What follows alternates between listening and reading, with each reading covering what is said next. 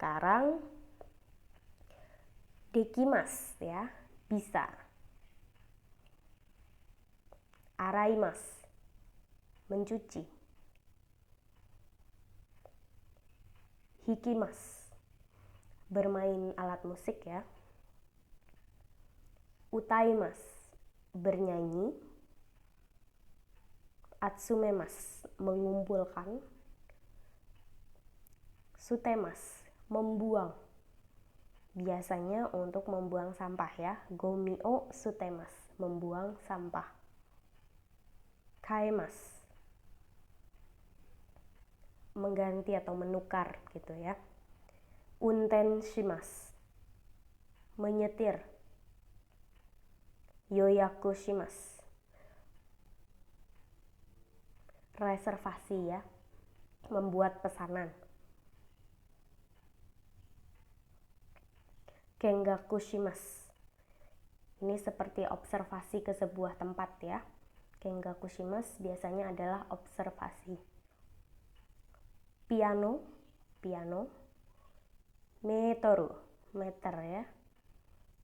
Kokusai, internasional. Jadi bisa digabung dengan beberapa hal, contohnya kokusai denwa. Jadi telepon internasional begitu ya. Genking, genking itu uang cash. Shumi, hobi atau kegemaran. Nikki, buku harian. Oinori, berdoa. Ini untuk hierarki perusahaan, ada yang paling tinggi yaitu shacho, bucho, seperti direktur ya. Kacho, nah ini ada beberapa 3 kacho, biasanya adalah kepala bagian. Kemudian kita ada ugoki atau pergerakan. Di sini yang pertama ada tobu, terbang.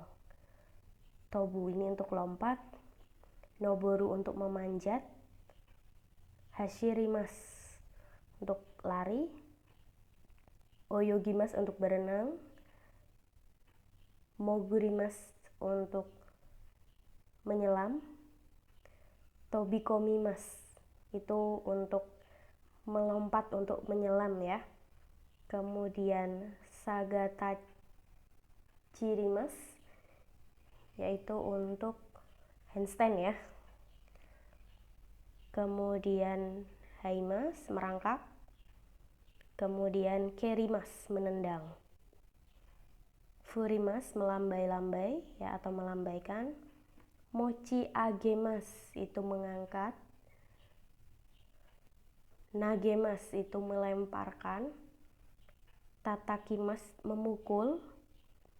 Hikimas, menarik. Oshimas, mendorong. Magemas itu membengkokkan. Nobashimas itu memanjangkan ya, stretching seperti itu. Korobimas, jatuh, bawah. Furi mukimas itu menoleh ya. Nah, setelah mempelajari pergerakan tadi, kita harus mempelajari tentang jishoke atau bentuk kamus, sehingga teman-teman itu bisa membuat sesuai tujuan awal tadi ya.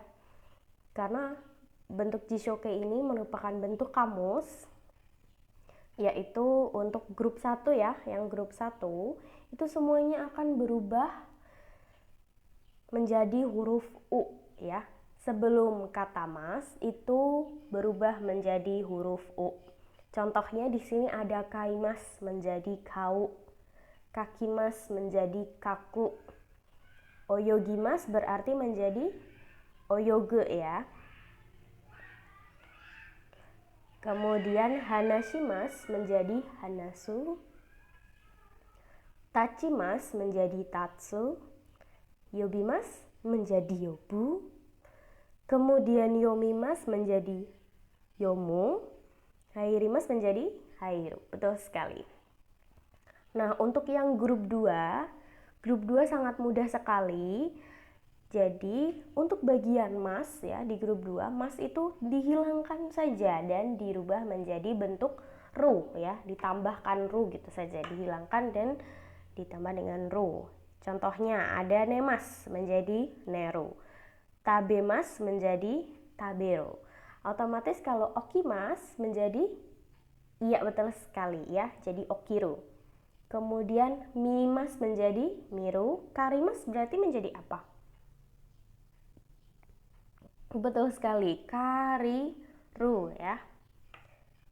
Oke, sudah cukup paham? Kalau tidak paham, jangan lupa bertanya ya. Kemudian untuk Jishoke grup ketiga ya. Untuk grup ketiga ini cukup spesial karena semuanya berubah ya. Jadi kimas menjadi guru, shimas menjadi suru ya. Oke, diingat-ingat kimas jadi guru, shimas menjadi suru ya. Sehingga kalau unten shimas menjadi unten suru. Diingat-ingat ya, guru dan suru. Nah, coba kita latihan perubahan dulu. Coba silahkan dikerjakan mandiri ya. Untuk jawabannya nanti bisa konsultasi ke saya. Jangan lupa komen di bawah atau konsultasi ke sensei. Oke? Kita lanjut dulu yuk. Nah, kita masuk ke pola kalimat ya. Nah, di sini mengungkapkan kemampuan atau kebisaan ya. Tadi karena sudah belajar bentuk kamus ya. Untuk bagian depan ya, cara pembentukannya adalah untuk bagian depan berarti adalah kata kerja kamus ya, kata kerja bentuk kamus, atau juga bisa kata benda ya. Kalau kata benda itu langsung ga dekimas, kata benda ga dekimas. Kalau menggunakan kata kerja berarti kata kerja kamus kemudian ditambah koto ga dekimas. Ini bisa ada contohnya menggunakan bentuk noun ya, bentuk kata benda. Watashi wa nihongo ga dekimasu. Saya bisa berbahasa Jepang. Oke, untuk yang pertama, kuruma no unten ga dekimasu. Saya bisa menyetir mobil. Yang nomor 2, kanji o yomu koto ga dekimasu. Saya bisa membaca kanji. Yang ketiga, piano o hiku koto ga dekimasu. Saya bisa bermain piano ya. Yang keempat, yuki ga takusan furimashita kara kotoshi wa suki ga dekimasu. Karena banyak salju yang turun ya, sehingga tahun ini bisa bermain ski begitu. Jadi tidak hanya kemampuan minasang yang diungkapkan dengan kata koto ga dekimasu, tapi juga bisa mengungkapkan hal-hal yang terjadi di sekitar minasang. Juga bisa yang seperti nomor 5, koko de kopi ga dekimasu. Di sini bisa menggandakan ya, atau bisa memfotokopi seperti itu. Mungkin situasinya adalah di situ ruangan TU ya. Jadi banyak hal yang bisa dilakukan, salah satunya yaitu menggandakan sebuah file atau memfotokopi. Oke, sampai sini ada pertanyaan? Kalau ada pertanyaan jangan lupa komen di bawah ya, atau tanya ke sensei. Selanjutnya, yo, nani ga dekimasu ka? Apa nih yang minasang bisa? Oke, kalian bisa ungkapkan mandiri ya, seperti sesuai dengan gambar yang tertera. Coba, kalau saya bisa tenis, berarti watashi wa tenisu ga dekimasu. Betul sekali. Terus kalau saya nggak bisa main sepak bola, berarti watashi wa saka ga dekimasen. Seperti itu ya. Coba, kalau saya bisa renang, gimana nih? Watashi wa oyogu koto ga dekimasu. Seperti itu ya. Nah, ini coba minasang latihan sendiri ya. Yuk, kita lanjut lagi ke bagian kegemaran saya, atau ini mengungkapkan hobinya minasang ya. Oke, biasanya bagian depan itu diutarakan watashi no shumi ya. Kemudian untuk kalau ada kata bendanya berarti langsung kata benda des.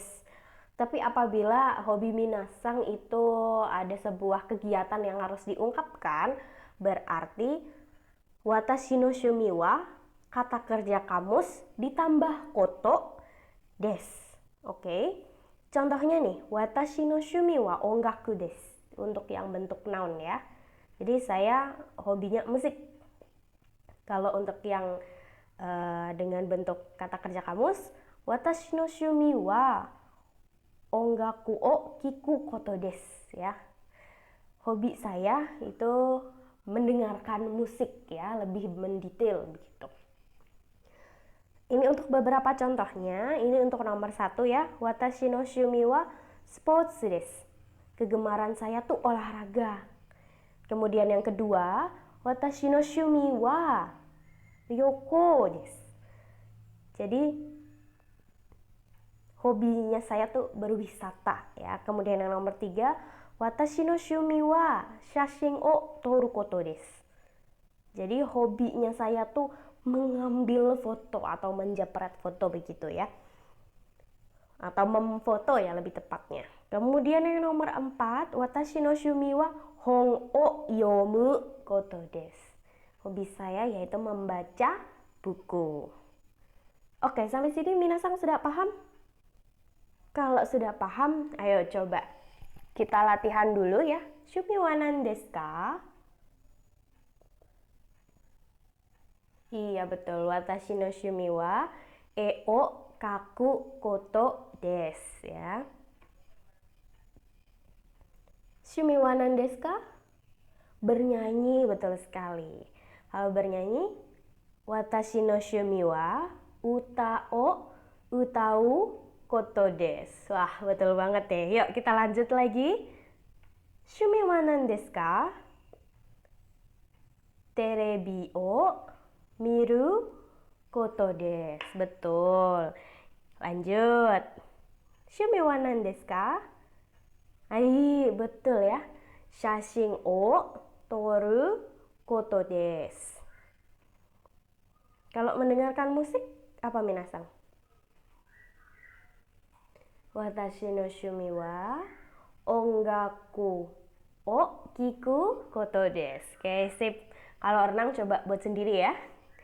Lanjut, kita ke pola kalimat selanjutnya, yaitu menyatakan sebelum ya.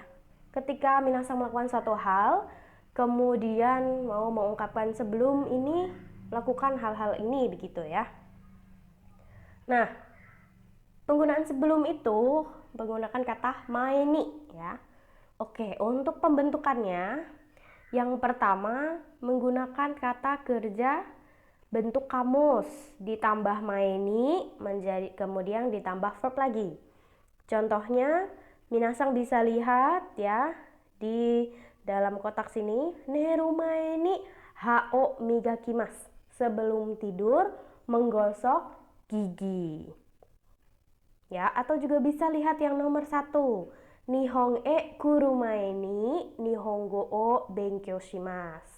Sebelum datang ke Jepang, saya belajar bahasa Jepang. Nah, kemudian nih, kalau bentuknya adalah bagian depan kata benda, itu harus ditambah no, kemudian maeni, baru kata kerja yang lain. Contohnya bisa lihat nomor 2, shokuji no maeni teo araimasu. Ya, sebelum makan itu mencuci tangan.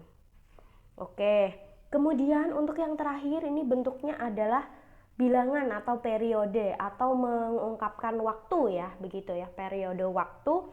Minasang bisa menggunakan tanpa menggunakan apapun ya. Ini kalau untuk yang nomor 3, kurisumasu itu termasuk Natal, tapi dia memang kata benda tetap ya. Kurisumasu no mae ni purezento o kaimasu. Sebelum Natal saya membeli hadiah. Untuk yang nomor 4 itu merupakan contoh dari bentuk bilangan atau periode waktu. 5年前に日本へ来ました。 5 tahun yang lalu saya datang ke Jepang. Maka dari itu menggunakan kata kimashita ya, lampau. Oke, sampai sini minasan paham? Sudah lumayan ya. Kalau ada yang ingin ditanyakan jangan lupa komen atau tanya langsung nih sama sensei. Oke, selanjutnya kita latihan dulu. Surumae ni nani o shimasu ka? Sebelum melakukan ini, apa yang kalian lakukan? Oke, sebelum tidur berdoa gimana coba? Iya, betul sekali. Oinori no mae ni. Kebalik ya? Salah ya? Harusnya neru mae ni oinori shimasu. Oke? Ya. Jadi biasanya adalah sebelum tidur berdoa kan? Jadi neru mae ni oinori shimasu. Oke, kalau ini berarti dia makan dulu baru baca koran ya. Oke, kalau makan dulu berarti taberu sebelum makan atau gimana nih? Taberu mae ni shimbun o yomimasu ya. Sebelum makan baca koran. Nah, berarti sebelum berenang itu harus mandi dulu ya. Ya, oyogu mae ni shawa o abimasu. Oke, lanjut lagi. Sebelum traveling harus menukarkan uang kan ya. Oke, jadi ryoko no mae ni okane o kaete kudasai. Oke, sebelum bepergian tukarlah uangmu. Nah, ini di sini ada beberapa tambahan ya. Kata-katanya yaitu naka-naka ya. Naka-naka itu seperti hal yang tidak mudah terjadi gitu atau langka juga bisa. Contohnya mungkin situasinya adalah ingin melihat kuda nih di daerah Lombok ya atau Bima. Jadi umaga naka-naka miemasen ya. Ternyata malah kudanya nggak begitu banyak terlihat gitu ya, atau sulit terlihat. Kemudian ada kata zehi ya, zehi nihon e kite kudasai. Nah, kalau zehi di sini tuh ada perasaan harapan, jadi jatuhnya kayak semoga begitu ya artinya ya. Semoga kamu bisa datang ke Jepang gitu kan. Kemudian untuk honto. Honto ini untuk benarkah gitu ya atau benar-benar ya. Indonesia wa shimaguni desu. Honto desu ka? Indonesia itu adalah negara pulau ya, berpulau-pulau. Betulkah begitu ya? Honto desu ka? Oke, sampai sini minasan ada pertanyaan nggak sih? Chitsumo nggak arimasu ka? Kalau ada, jangan lupa komen di bawah ya. Oke, karena pelajaran bab 8 sudah selesai, jangan lupa nih minasan review lagi pelajarannya. Kemudian, kalau pengen ngulangi lagi, lihat lagi. Jangan lupa di like, komen kalau ingin bertanya, kemudian share ke teman-teman minasan yang mau belajar bahasa Jepang. Dan, korede owa-rimasu. Domo arigatou gozaimashita. Bye-bye.